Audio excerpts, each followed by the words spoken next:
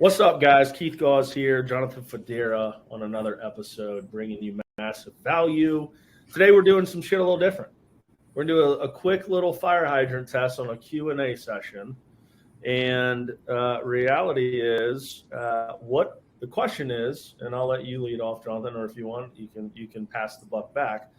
What are you doing in your business today to be different, to be sustainable, and what are you doing to make sure that you're guarding, number one, your culture, number two, your energy, and number three, your passion just to wake the fuck up and come back into the trenches and rinse and repeat.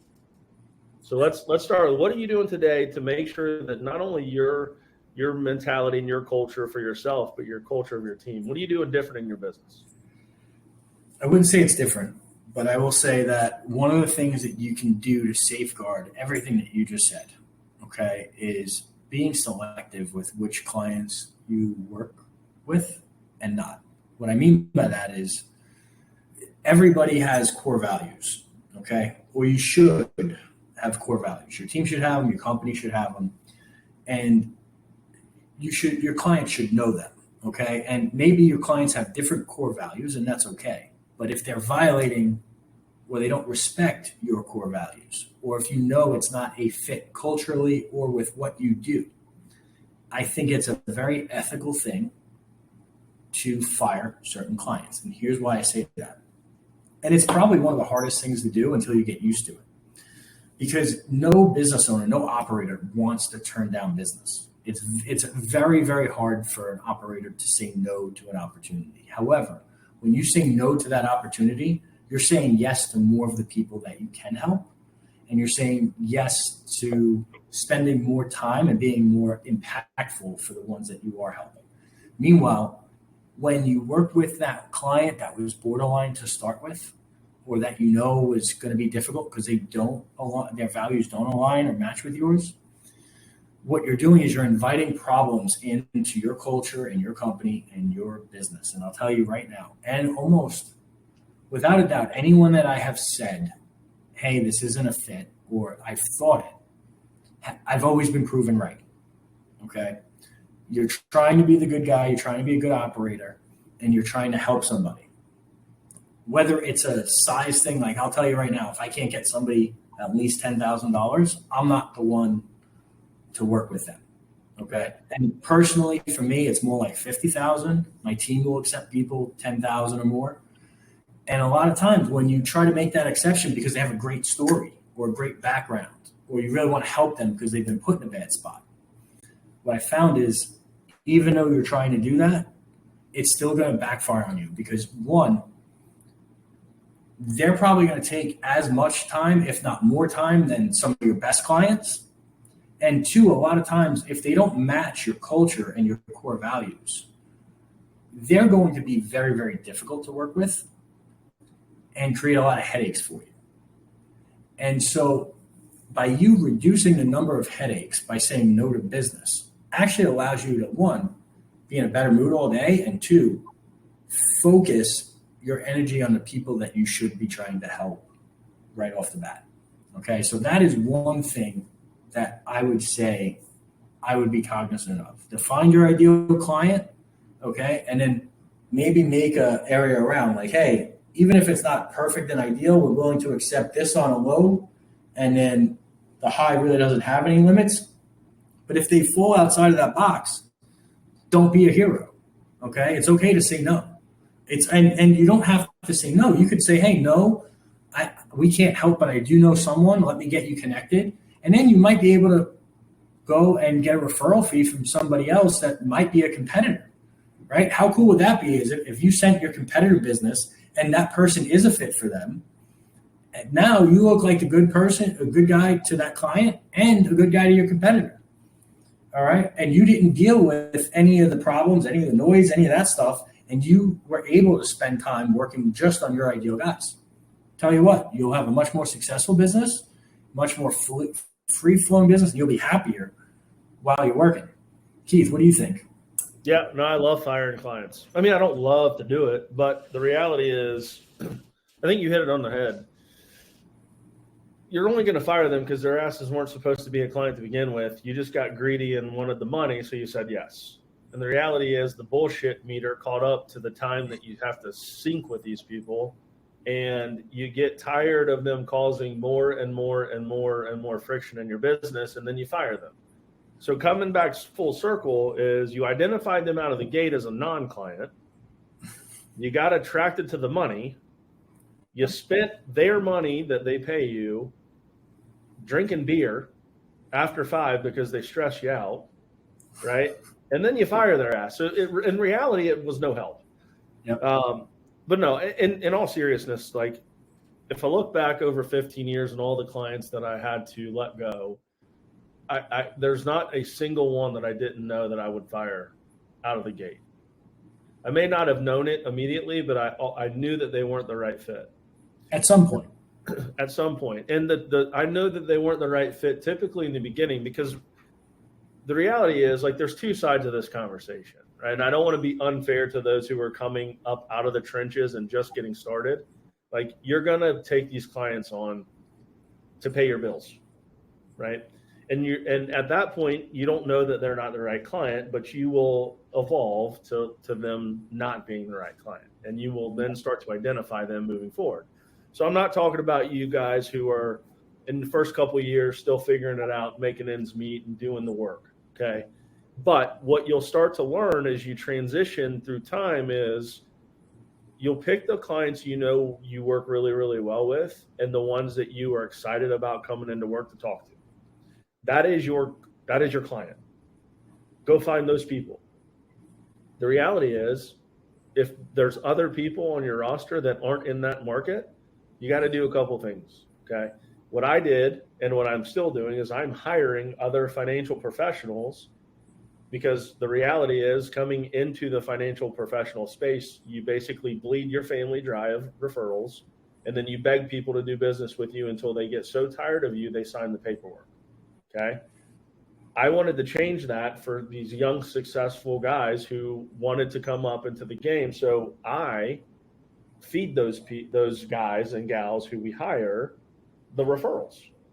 Hey, this isn't a match for me, but I know our service can help them. Boom. Hey, David, you take this guy on. He's still under Tideland Consulting. He's still going to get the best service. I'm not going to spend time with it. And that's not me being rude, but it's the reality. I know that I've taught David to do everything that I do. He can then service this individual very, very professionally. Okay. The hell with going and sending shit to your competition. Go hire your competition and bring them in and say, hey, I'll fill your batting cages with potential candidates all day long. You just need to go throw them the ball. That's my thing. Firing people is part of the process, man. And the reality is, unfortunately, it feels good, because it's been a problem for however long you let it be a problem, until you get tired of the problem and you let the person go. Okay. And I've also fired people in really, really, really good, exits where we're still friends and shit. Like, it doesn't have to be this negative thing. It just needs to be a conversation where, hey, man, the things don't align. I had last week I had one, and the conversation was absolutely fantastic. On the call with their CPA, at the end of it, I hung up and I immediately called them and I said, hey guys, I don't know that how you're going to receive this, but the intention is I'm just trying to be honest with you. I don't want you to pay me anymore. I cannot help you anymore. And they were like, hey man, thank you for calling. We were feeling the same way on this same call. So the reality is, just as much as you want to let that person go, they probably want to fire your ass too. This is a two-way street. But we always think that we're the ones in control of it, because they're our clients, and I have to fire them. Well, the reality, you should probably do both of you a favor and terminate the relationship in a working space. Now, I've been texting these people all day long today. Still very good communication, still helping them do some things, but they're not paying me. And the reality was like, hey, I would rather be your friend and help you as a courtesy than to take another penny of your money, and I'm going to refund you everything you've sent to us. I didn't have to do that, but the reality is, I don't want any negative connotations on our company about I paid them this and they didn't do shit. So I'm going to beat them to the punch. So in today's space, firing for culture, right? Firing for energy and selection is something that needs to happen. And it needs to happen on a consistent basis. Do not get caught in the moment of keeping people on your roster as a client just to create money. Yep. Because that shit will cost you 10 times on the back end. Mm-hmm. Right? So the way that I fire clients, we just have a very open conversation, and I just say, hey, full transparency, man, this is what I'm feeling. Tell me if I'm wrong. And typically they'll say, no, you're right. So here's what I propose. I'm going to quit billing you. Sometimes you get refunded, sometimes you don't. Depends on the relationship and the amount of work and the scope. But I can tell you this. Those two individuals that I terminated, if you will, I guarantee you send me referrals in the future. Yep. Right? So the negative connotation on the word firing is just that. It's a negative connotation. And the reality is, if you do it properly and you do it with pure intentions, then the negative aspect is gone. Yep. And it's not this BS of like, oh, I can't fucking believe you're firing me and you're an asshole and I'm going to put your shit all over Facebook and I'm suing you. And, we already work in a pretty robust industry where a lot of people like to complain. Yeah. Right. Hey, the market was down 29% last year. My shit was down 3%. Why wasn't it up? Well, we saved you 26%. I don't, Yeah. Sorry. You're fired. So this is going to be something. The reason I wanted to bring this up in this little Q&A session is because this is going to be something a lot of people are going through right now. Yep. Both ways. They're going to get fired and they're going to do the firing. And it doesn't have to be a negative connotation. And if you can do it professionally and you can do it above board, the relationship still stays, communication lines still stay open, and referral business can then transpire from that. Right. 100%. And then at some point when you can help them, you will. They're going to call you back. Yeah. And they're going to know you operate ethically. And they'll be that's the good thing, man. There's these things called ethics that a lot of people forgot about, I think. And that's another part of this. So the reality is we wanted to touch on this. What are you doing to pivot? What are you doing to protect yourself? Client selection is one of those things that needs to be intimately viewed and investigated so that you aren't setting yourself up to burn the wick faster than the wax. And you end up leaving with, burnt out and pissed off all the time. That doesn't do you any good. It doesn't do your spouse or your partner any good. It doesn't do your business partner any good or your kids or anyone else. So, I agree. That's the reality. That's the Q&A of the day. What are you doing? Topics firing clients, how to do it effectively, efficiently, without pissing a bunch of people off, and the importance of making sure that you're not violating your own client guardrails. Correct. And one other thing I'm going to add to that, it was perfectly said. I do think if you're going to do it the right way, you should probably do it over a phone call. Okay. And here's why. Text, email, anything in writing needs to follow the phone call. However, a lot can get misconstrued via email or text. You're not listening to tone. You're not getting any feedback from the other party. Okay. And if you listen to any example Keith gave during this session, it was all speaking directly with the person, obviously over the phone or face to face. So you can pick up cues from how they sound. All right. I would not be doing it as a one-off, as a matter-of-fact email or matter-of-fact text, because you know what? That's probably going to be the last text or email you send that person. And you may walk away from that thinking, oh, everything's great. I did it professionally. And I can assure you that they probably do not think that or feel that way. All right.